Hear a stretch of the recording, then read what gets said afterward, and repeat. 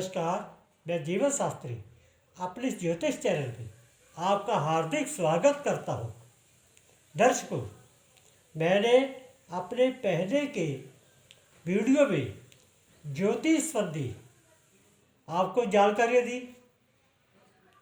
आज मैं आपको वट सावित्री व्रत के बारे में जानकारी दे रहा हूँ।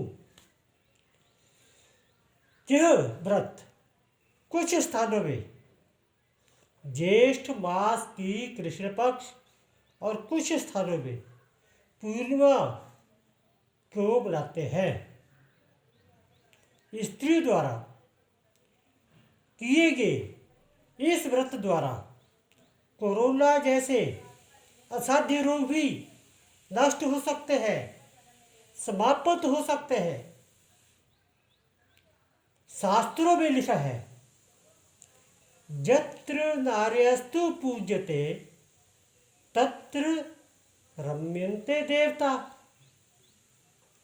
यह व्रत स्त्री द्वारा श्रृंगार कर अपनी परंपरानुसार मनाया जाता है। इस व्रत की शक्ति को स्त्रियां अपने पति, बच्चों व पूरे परिवार की रक्षा करने में सक्षम है। दर्शकों, मां सरस्वती ने इस व्रत को ज्येष्ठ मास की कृष्ण पक्ष चतुर्दशी को प्रारंभ कर लगातार 14 दिन तक व्रत रखकर अर्थात ज्येष्ठ मास की पूर्णिमा को समाप्त कर मृत्यु के देवता जम से अपने पति सत्यवान का जीवन प्राप्त कर लिया। उसने अपने ससुराल पक्ष, मायके पक्ष, उनकी खुशहाली के लिए कई वरदान मांगकर अपने पति, अपनी संतानों सहित पूरे परिवार का इस भूलोक का सुख प्राप्त किया। उसके बाद वैकुंठ धाम में परिवार सहित चली गई। दर्शकों, इस व्रत की महिमा इस कारण से भी बहुत ज़्यादा रखती है कि इसमें देवताओं के निवास करने योग्य वट वृक्ष की पूजा होती है। सृष्टि प्रारंभ करने में जब प्रभु नारायण अवतरित हुए तो इसी वट वृक्ष के पत्थर पर निवास पाया था। इसीलिए स्कंद पुराण में यह कहा है कि पीपल, वट, आप, बिल्व और गुलर, ये 5 प्रकार के पेड़ जो है, जो व्यक्ति लगाता है और उसकी 14 वर्ष तक पूजा करता है, वह इस लोक का सुख भोग कर वैकुंठ लोक में चला जाता है। दर्शकों, व्रत का अर्थ है संकल्प कर, अर्थात अपने सामर्थ्य के अनुसार कार्य करना। यह व्रत ज्येष्ठ कृष्ण पक्ष त्रयोदशी के दिन सुहागने शुद्ध रहकर तामसी विचारों व अन्न का त्याग कर चतुर्दशी को व्रत रखती है।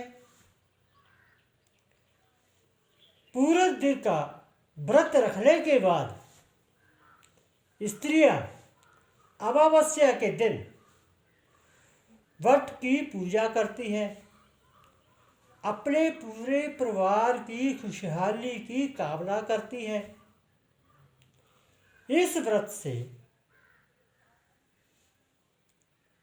गणेश भगवान,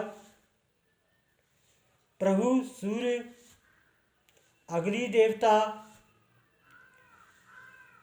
त्रिलोकीनाथ विष्णु, महादेव शिव और माँ पार्वती का आवाहन व पूजा करने के उपरांत वेद माता सावित्री की पूजा की जाती है।